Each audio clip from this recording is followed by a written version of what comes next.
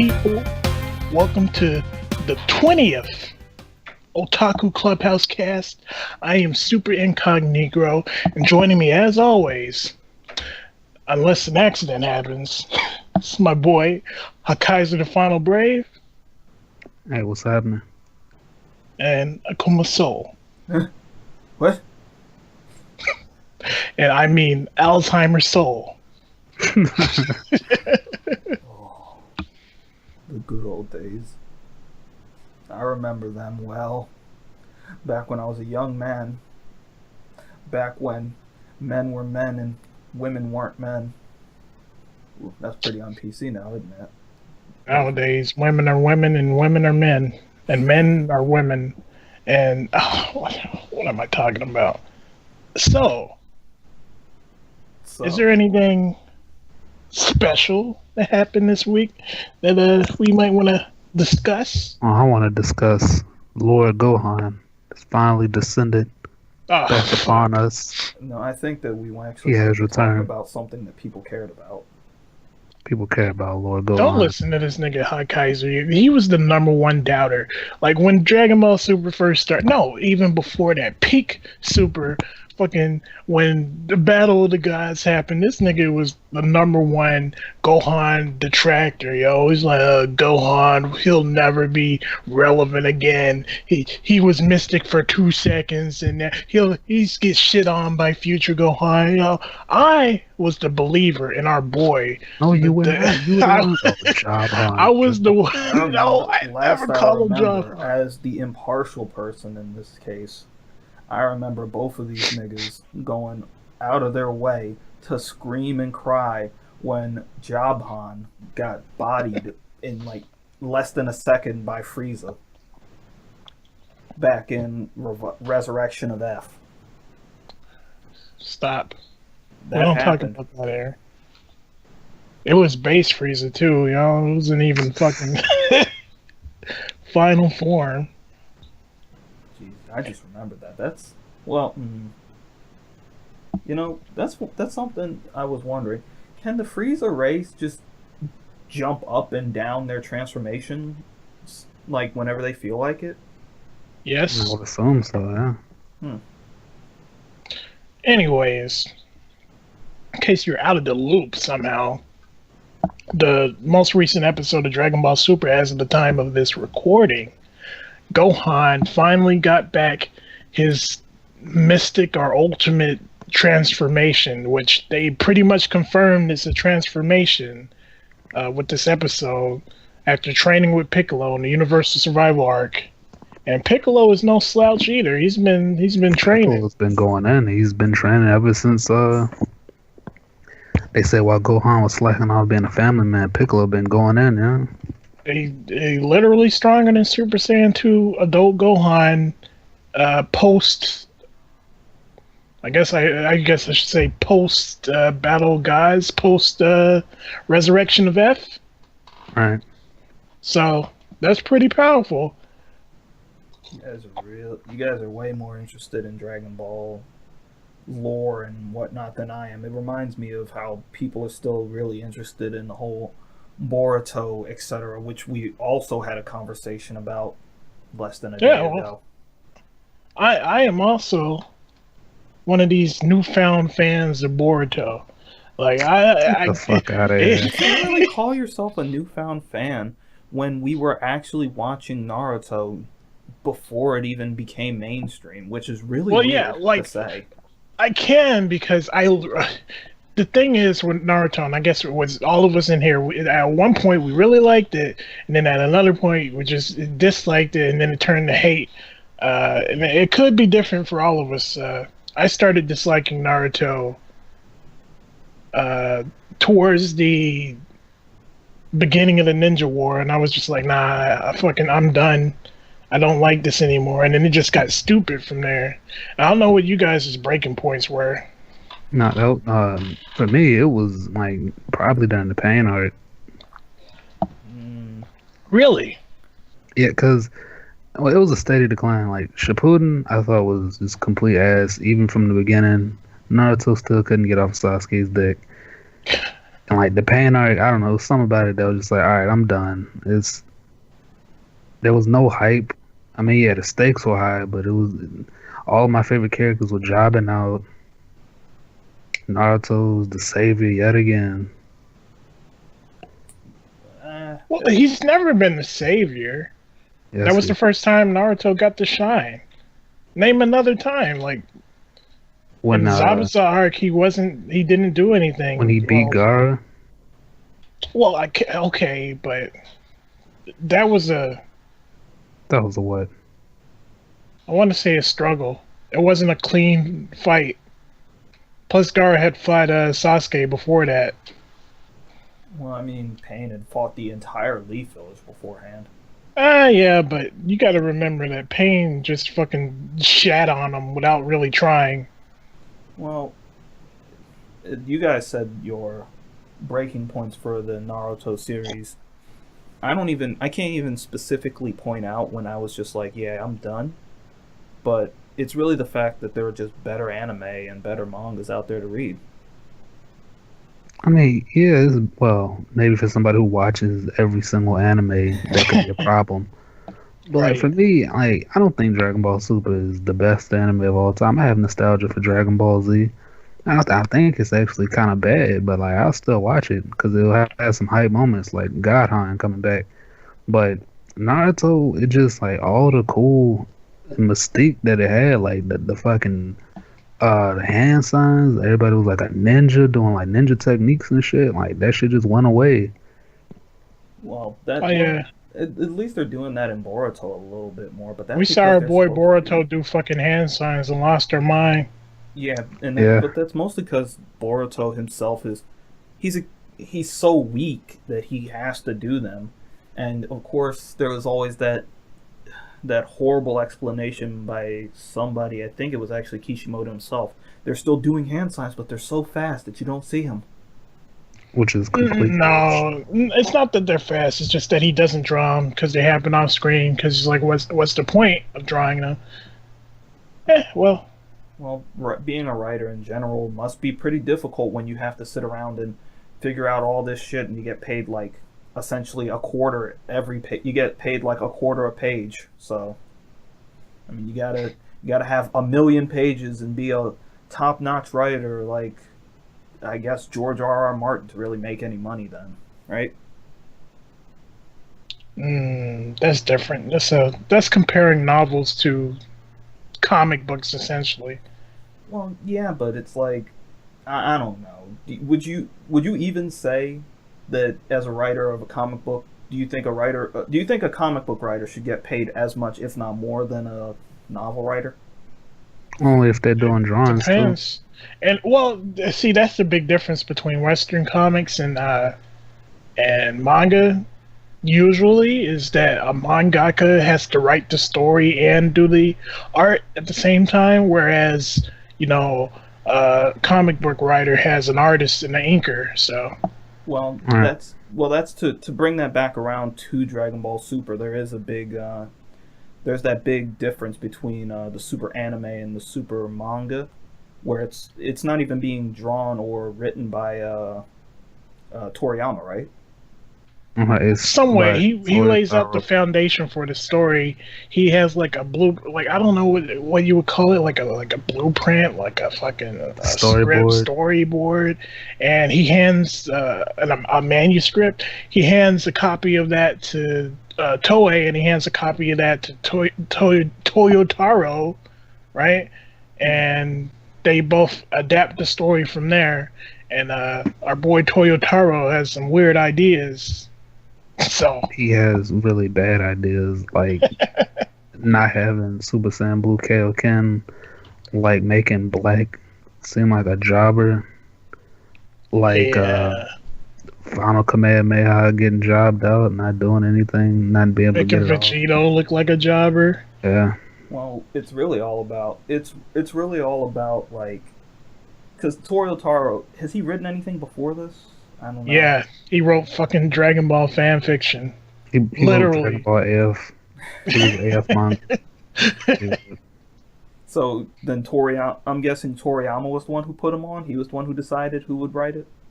Oh yeah, and they also got the multiverse dude on a project because like there's a bunch of dudes who can emulate Toriyama's art style now, which is well, I'm just saying, why doesn't anybody make new Monster Quest shit with who cares, whatever. Well, I just brought that up because it's like, as somebody who is attempting to be a writer, I've just noticed how much more and more difficult it is to actually write these things with a high level of consistency. And I know for sure when it's coming to like the way things are now, when it comes to writing screenplays and writing novels and everything else, mostly screenplays, people are getting a little antsy, especially in the Writers Guild, Hollywood's Writers Guild. For anybody who doesn't know, it sounds like they're about to go on strike again. Again.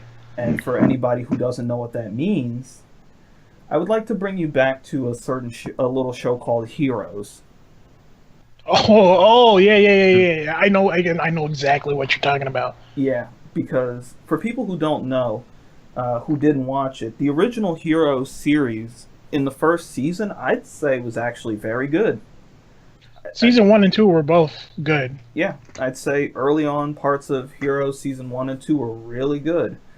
If you want to see what happens when writers go on strike, watch the difference in quality between seasons 1 and 2 and season 3 and beyond. Oh, That's what happens. As soon as they introduced time travel, it was over. Well, no, it wasn't that. It's that they had time travel from the beginning, but it fell apart. My point is the fact that it sounds like all these writers are going on strike, and we might be going back into the dark ages. And by the dark ages, I mean the age of reality television again. Yeah, if you think back, when the most recent writer strike happened, that's when we got all these fucking garbage reality shows like Flavor of Love and I Love New York. Hold up. Flavor of Love was godlike. Don't do that. It's not. Go back and watch it now. Go back and watch it now. The cringe is unbelievable. I can't. I don't understand how I watched it the first time. I think it's really the fact that Hawkaiser. I think you have like, I don't want to say rose tinted goggles so much as Merlot tinted goggles. Yo. Damn. You cannot go back and watch any of those reality dating shows or Survivor series or nothing or competitions because it got bad, dude. It really did, and the fact that you want to see some people at their most fucking carnal, you look at reality TV in America and like during the writer strike. Well, I won't say all that because reality TV is scripted and edited to ridiculous levels to make these people seem more insane than they are, which is part of the reason why the show is so bad. But no, that is not the reason that it's bad. It's because people aren't really.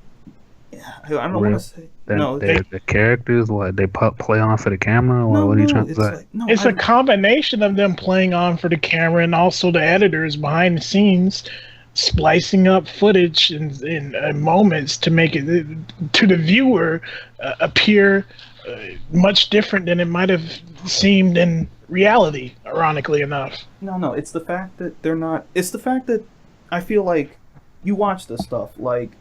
You want to know who's actually perfect for this, and it's gonna come off really weird. The person who was absolutely perfect for this was Miz, from WWE, The Miz. Here we go, more shilling for the. No, look, it's because the man was actually into it. You have to really be into, like, if you're gonna go on television and you're going to go on like a reality television or WWE, you have to be into the character that you're portraying.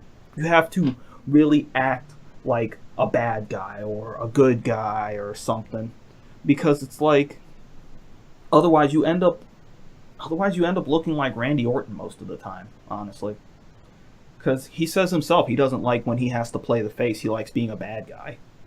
I don't like when he's doing jumping jacks. What? You don't remember that when Randy Orton went face and like every time he did a RKO he was doing like jumping jacks and shit? No. I don't remember that. I don't.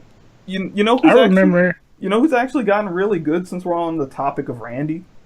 Our boy Jinder Mahal came in with Jinder a Mahal. fucking top notch, come in with a pretty decent promo, and left with the WWE Championship. I'm not saying it was a decent promo. I'm just saying it was a good heel promo. He botched. He called it the fucking World WWE Championship. The World Wrestling Entertainment Championship. The www.e Championship. But you know, they're cutting this angle, and I know why they're cutting this angle. It's because he's brown. He's a Sikh. He wears a fucking turban.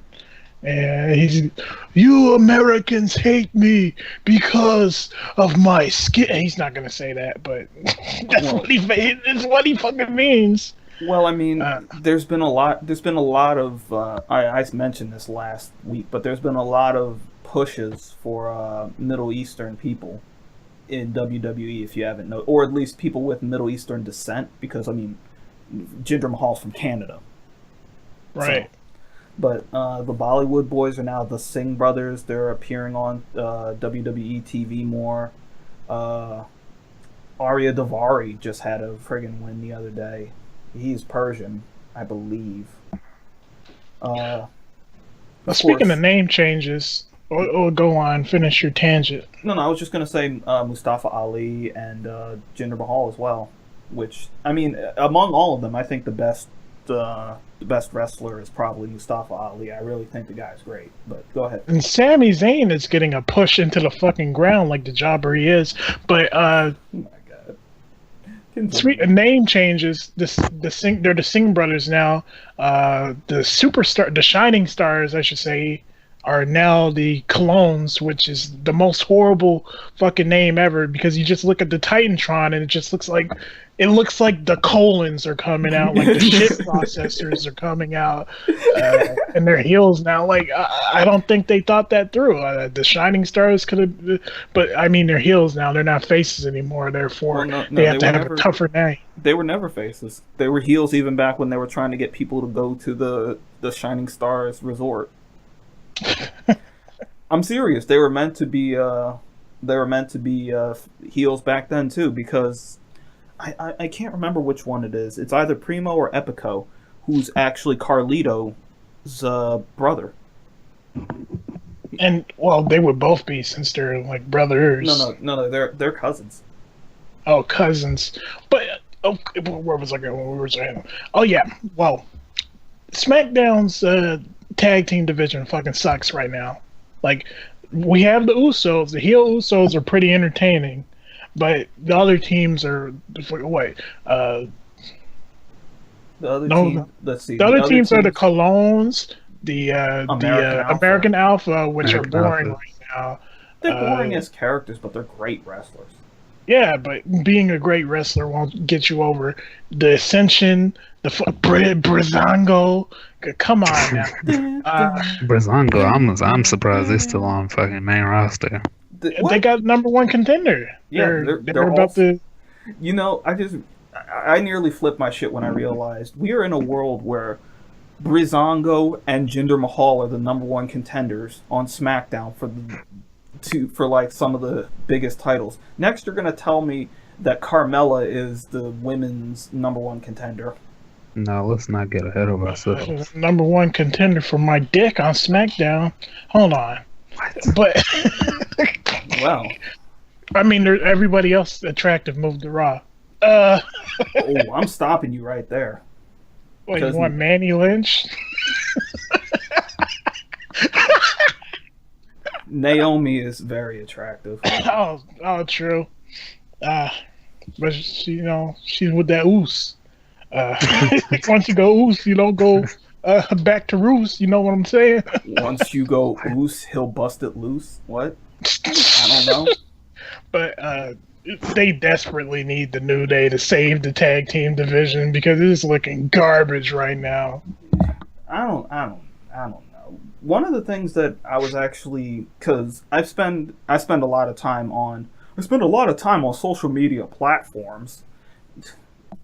Anyway, I was looking around on, who is it? What does he even go by? Austin Creed, Xavier Woods, whatever the fuck his name is on the damn up, down, down. And just an update on that. I saw Ember on there. So that's always good news. It's always good news to see that she's fine. She apparently is in a sling, so the fact that she's showing up on his channel or whatever they're doing like some D&D thing, that means that she is going to probably be fine, and I am happy about that. Because anybody who heard me last week heard me freaking out. Freaking out about what? About Ember. Ember Moon might be dead. I didn't think she was dead. Okay. I was just saying that I'm very happy that she is okay. But when I was on there, I also noticed, is it just me, or is it weird that for some reason Austin Creed, whatever his name is, up, down, down, is able to get all these exclusive things with all these companies, with all these video game companies lately. Like, they were the ones who revealed that one Injustice character, Firestorm, or whatever his name is. I mean, who cares about Firestorm? But is it weird? I feel it's weird that they're getting all this stuff for it. But I mean, it's Injustice. Who cares about it? They're associated with WWE. I mean, yeah, but and they do have, WWE has a really good relationship with Warner Brothers, right? They got a far reach. And plus, they had. Well, yeah, because they do all the movies and everything on them. Yeah. What was the one? The one where the latest one where Big Show goes to the future and becomes like the WWE champion of the universe or something. One day we're gonna have to watch those. We're gonna have to watch fucking Scooby Doo at WrestleMania, Big Show and the Jetsons, and I'm sure there's another one. There was one with the Flintstones. I know there was one with the Flintstones, and it had Roman Reigns in it. Believe that. It had John Cena. It had to have fucking Yabba-doo, bloop, like. But you brought up your boy Roman, and since we're already talking about WWE, let's not forget what's coming out tonight. Just to date this a little better, Payback is tonight, guys. Yeah, Roman's gonna. Are they finally having that? That whatchamacallit, that House of Horrors match? Yeah, Randy, the House of Horrors at match. My House of Horrors match that I've been talking about for 4 weeks. Something's gonna happen. Like, I feel like it's just gonna be like a fucking lame ass semi-extreme match with like a chair shot or something. House of Horrors. Woo. You mean the entire match is just gonna be Randy Orton walks into the ring and Bray Wyatt hits him with a chair at the end? Yeah, he's gonna hit him with a chair like, you'll never leave your sanity here.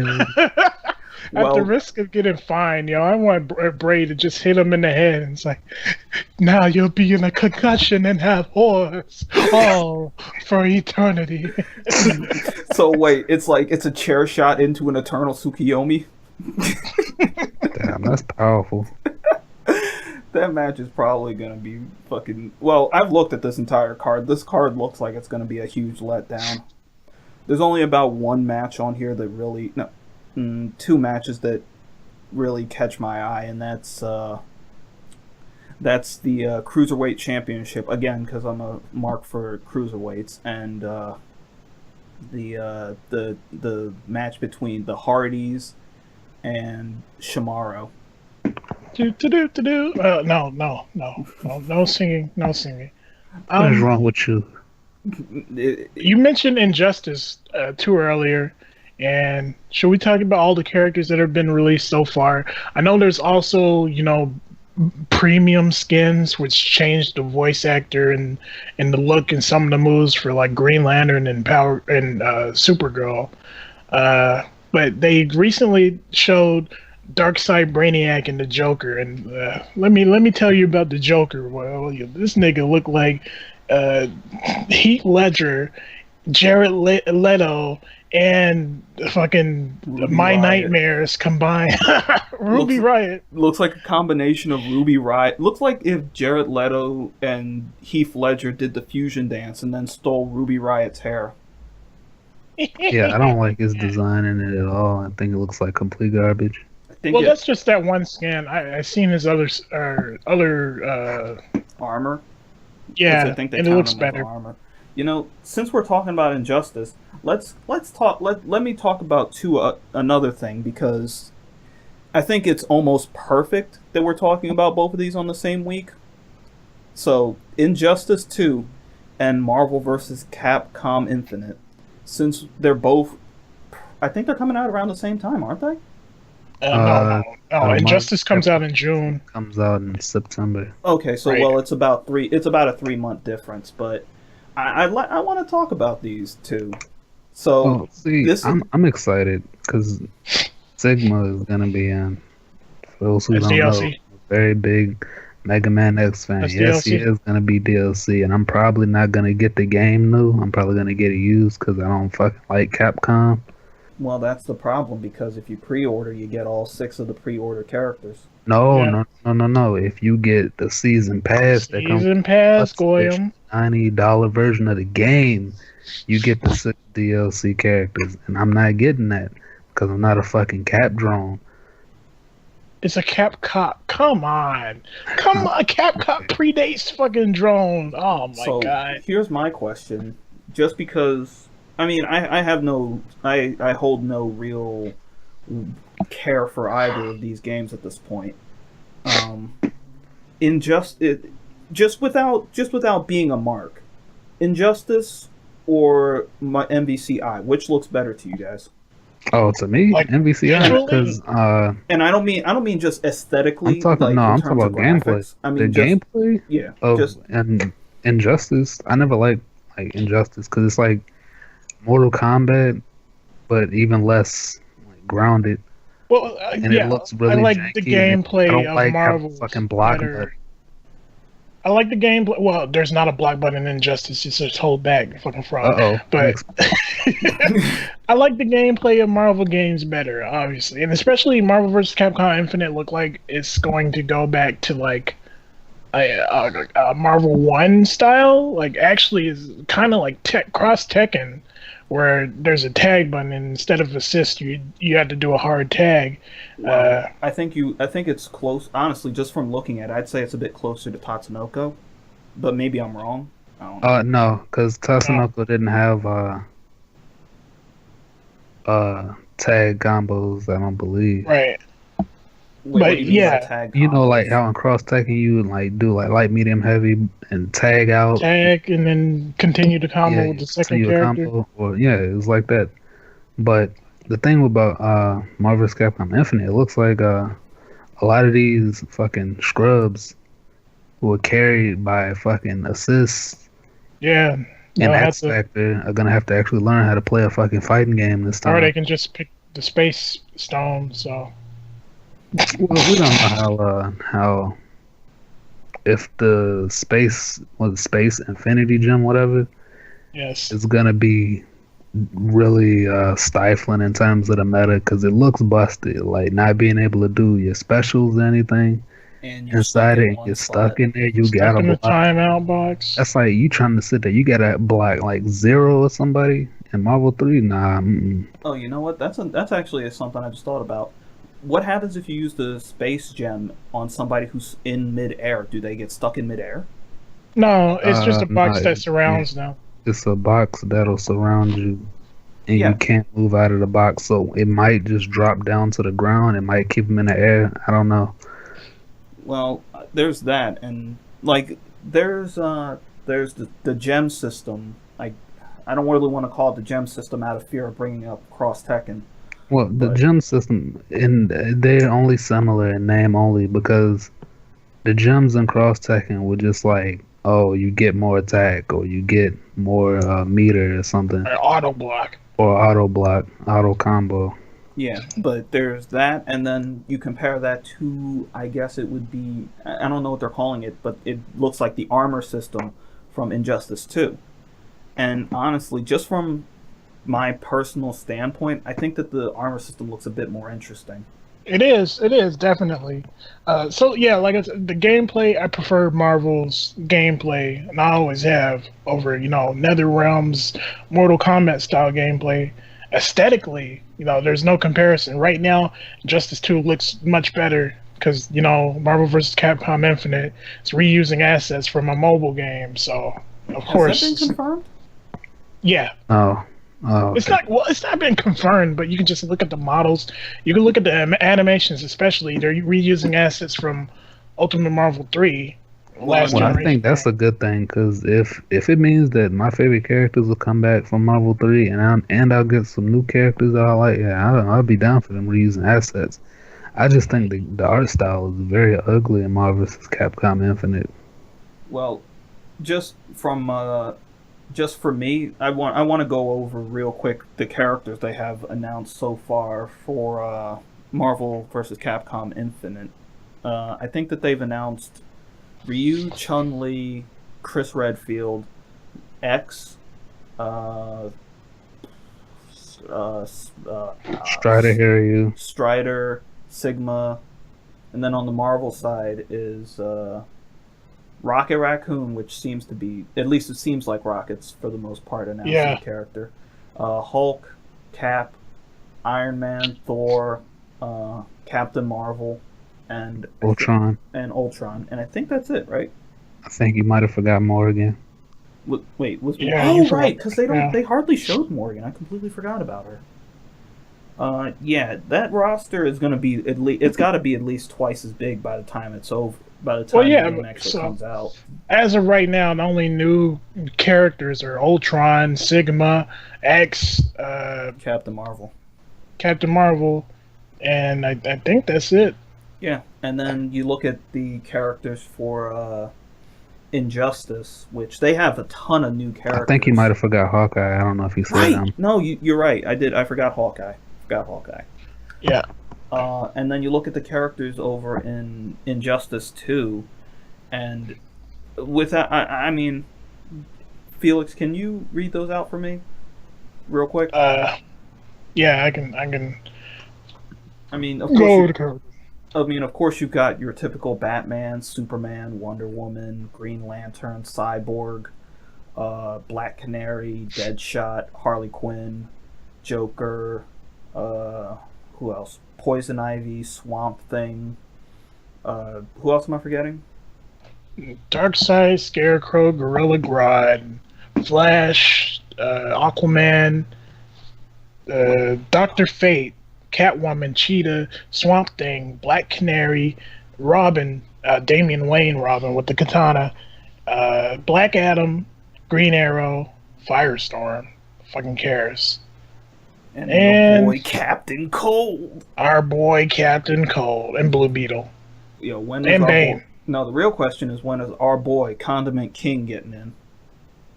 He better be the last DLC character, and he better be hype, yo. The nigga got fucking hidden horseradish. He got the fucking hidden horseradish. Is that like hidden missile? Yeah, exactly. The fucking weapon wasabi. That's well. I mean, why not just have ridiculous characters at this point? Because they wanted to. Oh, I think you forgot Gorilla Grodd. No, I said Gorilla Grodd.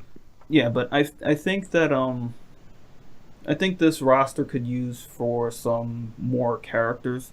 Mostly because, honestly, I'm looking at both of these, and just from my perspective, neither of their rosters so far are appealing. I mean, clearly Marvel has a slightly more appealing one, mostly just because of their new characters. But DC's one is like, eh. I mean, it's the characters you always expect to get in, and the villain characters who you don't expect to get in are not really any ones that anybody cares about. I mean, Cheetah, Captain Cold. I mean, they couldn't even add my boy Bizarro. Come on. Bizarro would probably just be a Superman premium skin. Yeah. That's a letdown.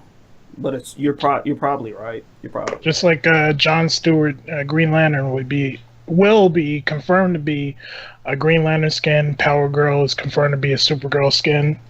Doctor Zoom is gonna be the Flash skin. So then would Jason Todd be a Deadshot alternate skin? please, no, please don't that makes way more sense because it's him with the guns. Please stop. I don't want Jason Todd in this game. Well, there's a lot of characters who are in DC who I actually like, which is surprising, and none of them are in the fucking game. Not a single one. They might be no DLC, Nightwing, like no fucking Deathstroke. Come on.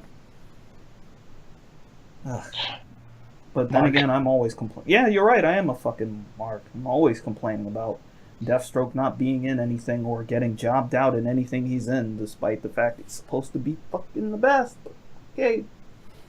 If we're discussing characters, legacy characters, franchise essential characters that are supposed to be in fighting games and won't be. Let's talk about our boy, the legendary, the most strong character in Tekken, who won't be in Tekken 7. Gohan? Roger Jr. Well, yeah. Due to, people like PETA, fucking general fucking maniacs, they're not going to be putting Roger Jr. Tekken 7 at all. Well, it's really just because of fear of backlash. Or at least that's what people are reading between the lines of Harada's statement. I really hope Harada is just trolling again like he did with Lucky Chloe. I don't know. I think this time he might be serious. So there was a statement made by Harada where he was talking about that one video. It happened a while ago. It was when the guy punched that kangaroo in the face because it had his dog in like a headlock or something. And for people who don't know, that kangaroo would have killed that dog. Kangaroos aren't something to fuck with. They are very strong. So that kangaroo would have killed his dog, but the guy ran over in order to save it, and in order to get the kangaroo away from him, he punched the kangaroo in the face. And there was a huge, huge outcry by people thinking, oh no, this is terrible. This man punched this kangaroo in the face, which, again, it's a kangaroo. Kangaroos are very, very strong animals. And it's like, that kangaroo probably barely even cared, and that kangaroo would have, if it actually went up against a human, probably would have killed him. So. Oh, and do yourself a favor and never Google what's on the inside of a kangaroo's pouch. Why did you say that? You know people are going to do it now.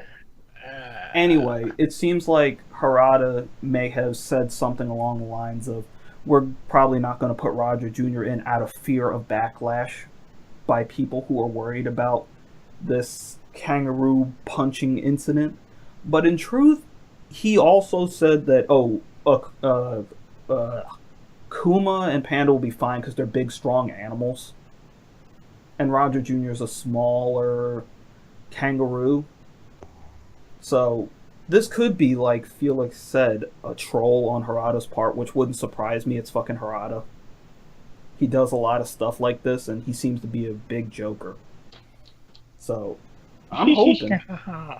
But since we're talking about this, there's so many instances of games coming over here or games not coming over here because of fear of backlash. Not any actual proof of it, but fear of backlash.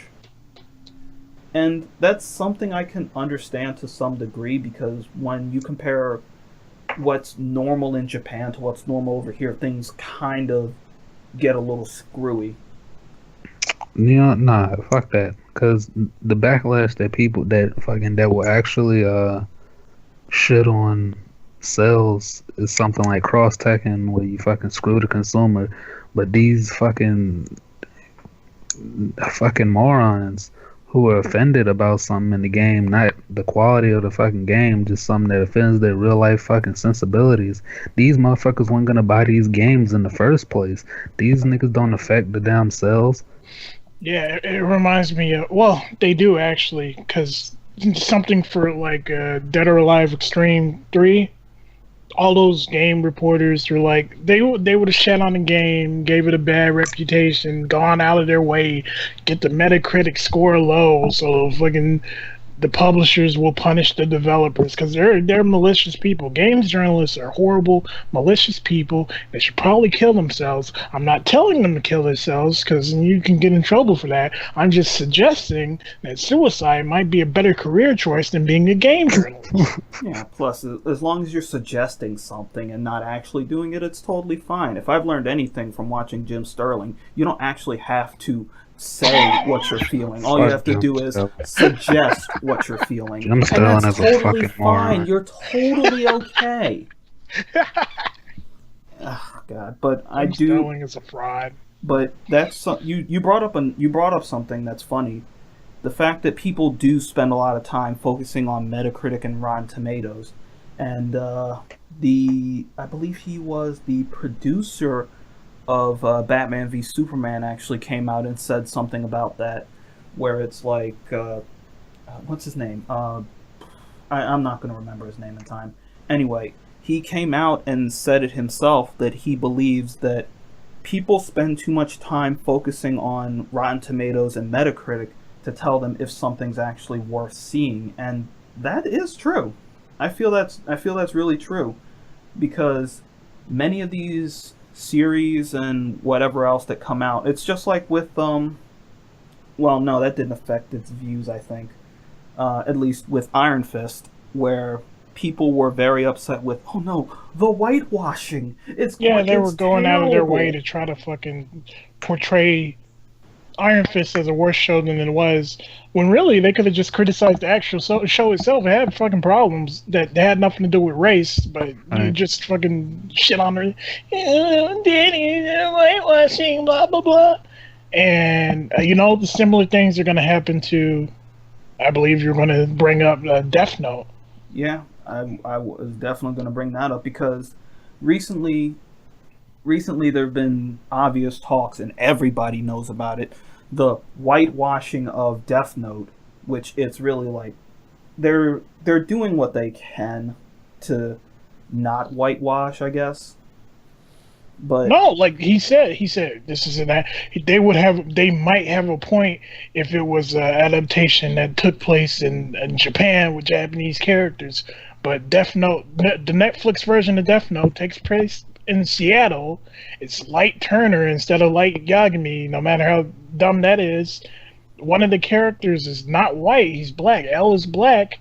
They're doing this for an American market, and he also brought up an excellent point, which I think I should start using. It's like, how come nobody complained about The Ring or The Grudge, even though those were Western adaptations of Japanese products?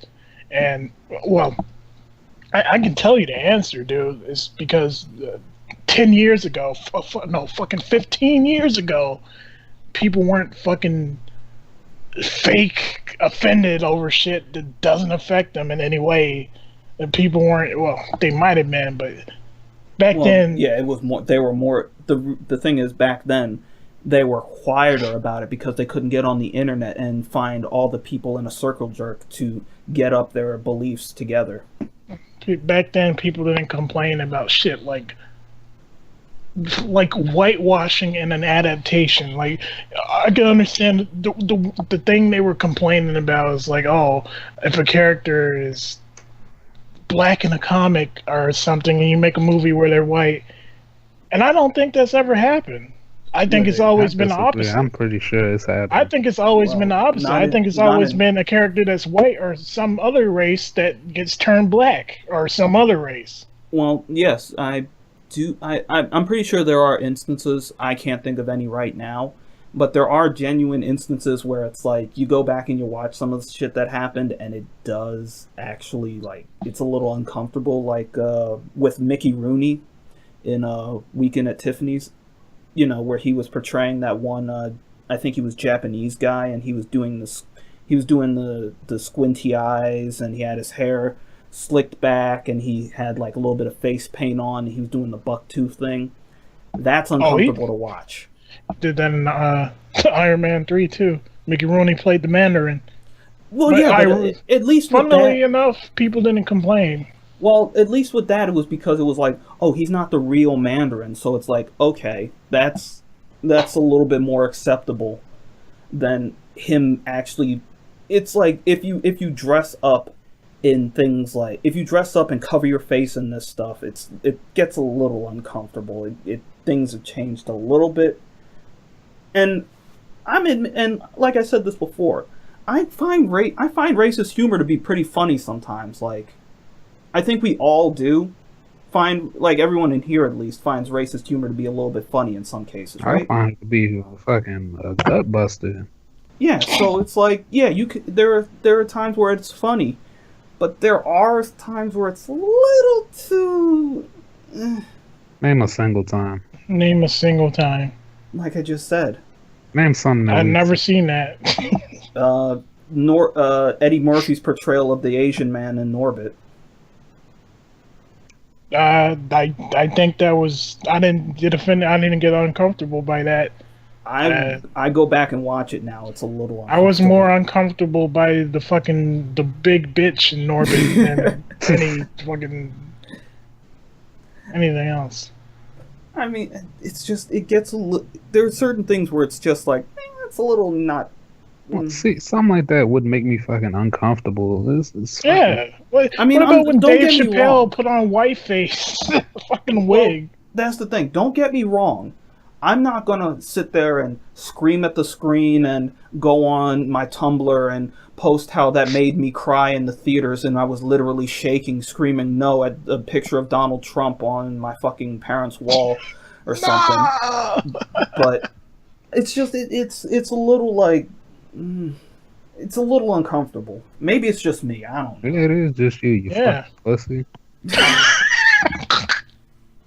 Well, so, in other news, Hawkaiser, you should talk about this one. You're the only one to care. Some good news.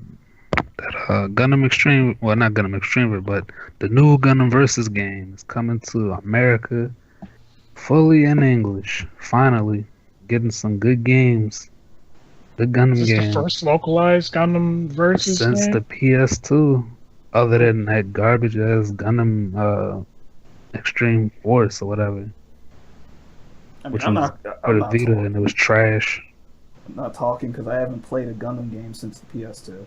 No, well, I played that one free Gundam game on the PS3 with you guys. Yeah, I played some Gundam. Yeah, I played Gundam Breaker. The one, what was that game called? Battle Operation. Yeah. They were both fun. Battle Operations was a laggy mess playing against Japs. But I've never been a fan of the Extreme Versus or the Gundam Versus gameplay. Like, not even in that one game I was fake hyped for a few years back. You guys remember what that was called? Finally admitted that fucking what was it? Because I thought it would be like the next Anarchy Reigns, but it turned out to just be another fucking Gundam Versus clone.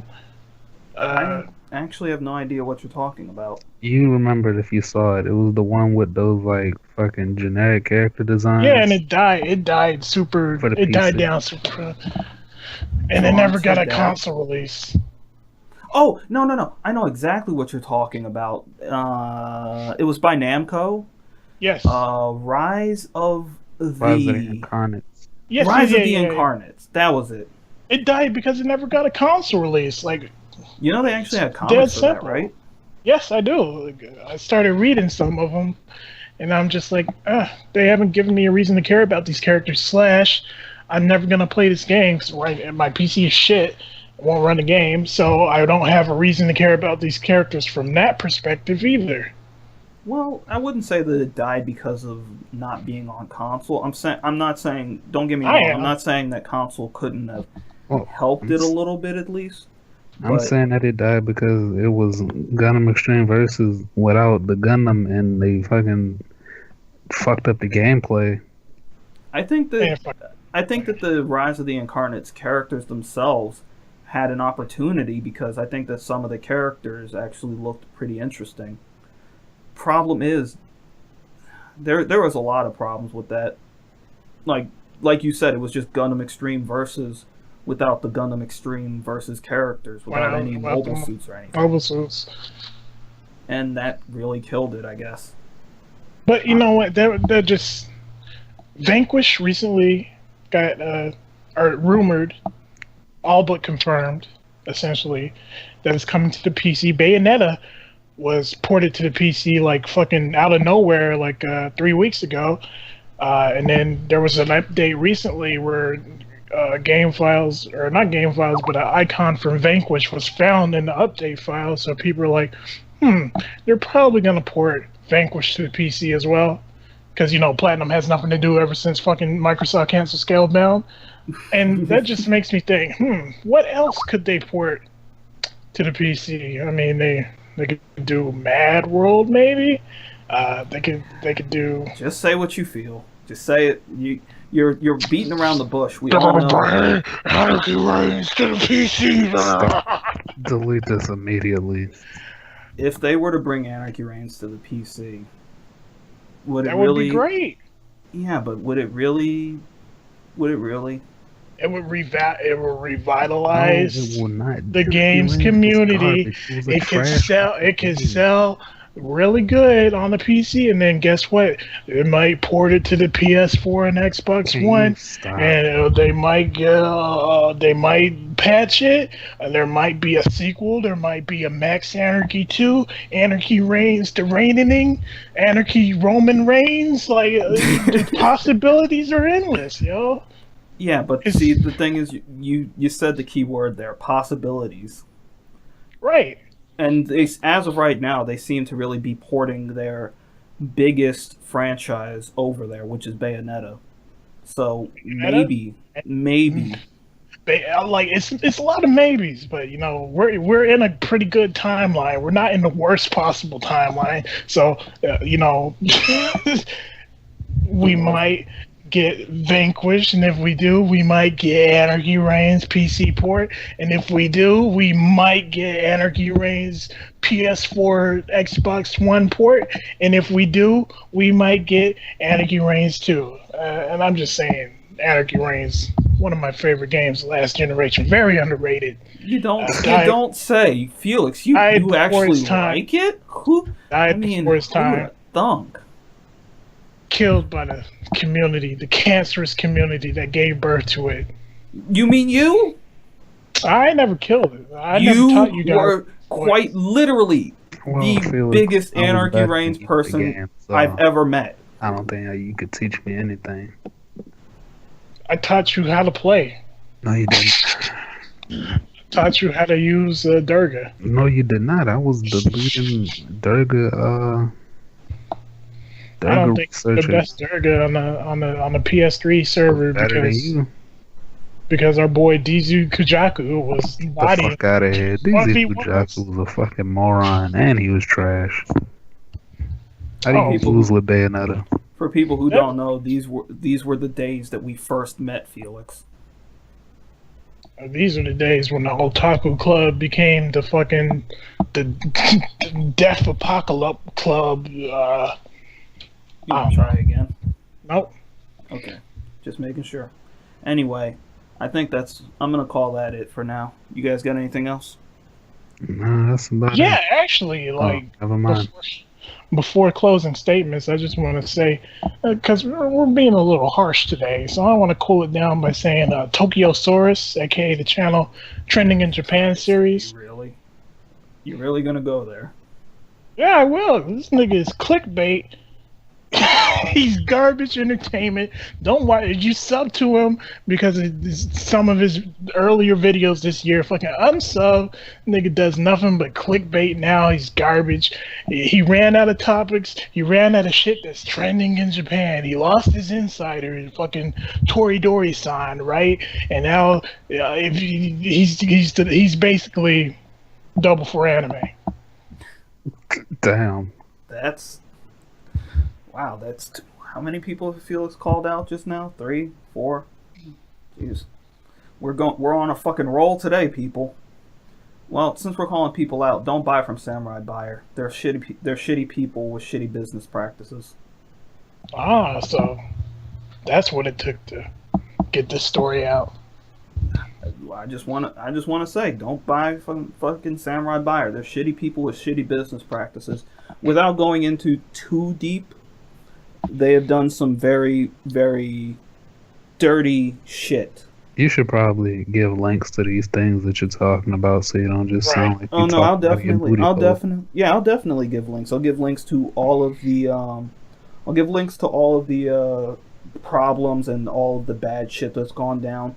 I don't want to say too many names of certain people because somebody actually got threatened with some legal shit over SamuraiBuyer over SamuraiBuyer from their working relationship, and that can actually count as defamation for that person. So I don't want to get too deep into it, but just I'll give some links to all of the horrible things that SamuraiBuyer has done. Is there anything else you guys want to talk about real quick? Nah, that's about it for me. Make sure you don't buy Marvel's Capcom Infinite on release. Make sure you get it used. Don't buy the DLC. Mr. Felix? I guess that's a no. Well, with that, if you would, Mr. Hawkaiser, the Final Brave. You know what? Today was a pretty good day. We had a pretty good week. So I'm gonna tell y'all, have a nice day. See you next time. Fuck off.